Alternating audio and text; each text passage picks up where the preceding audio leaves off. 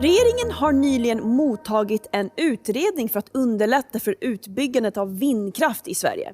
Men vad är det utredningen föreslår? Med mig för att kommentera detta har idag Mattias Bäckström Johansson som är riksdagsledamot för Sverigedemokraterna och även energipolitisk talesperson. Välkommen! Tack så mycket. Ska du förklara vad den här utredningen innebär?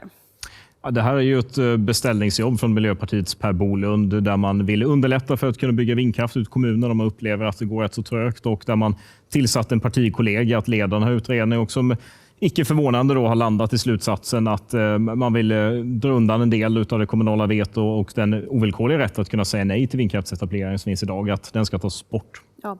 Och du har ju varit kritisk mot det här då, men vilka praktiska konsekvenser skulle den här utredningen få då?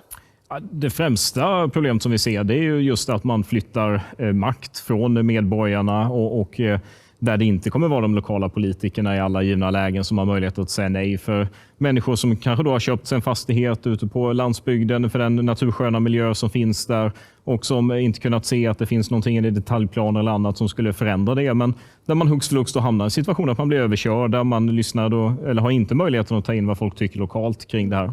Men de som har gjort den här utredningen, de menar ju själva att det här inte alls är att avskaffa det kommunala vetot. Men håller du med om det eller vad?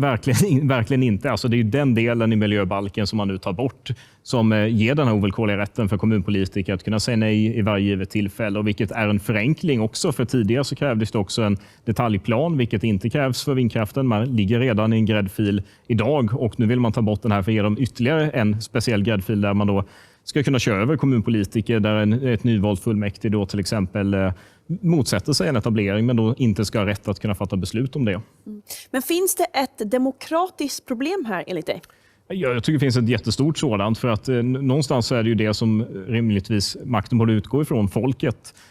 Röstar då en majoritet i en kommun nej till en vindkraftspark, eller på de partier som kanske då vill motsätta sig etablering av en sådan, då kommer vi nu med det här förslaget att hamna i en situation där de inte kan eller får rösta nej till en sådan park. Och det menar vi är helt fel, utan det är ju de lokala politikerna som är bäst lämpade att fatta beslut om de här frågorna, och då ska man ha den här ovillkorliga rätten om man nu ska ha en förenkling för vindkraften och man inte behöver en detaljplan. Tack så jättemycket Mattias Bäckström Johansson för att du kunde kommentera detta. Och tack allihopa för att ni tittade på Riks.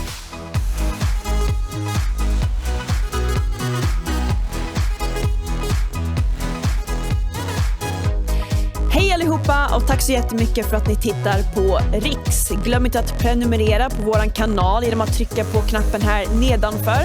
Och om ni vill ha nya notiser om de videos som vi lägger upp, så tryck på ringklockan.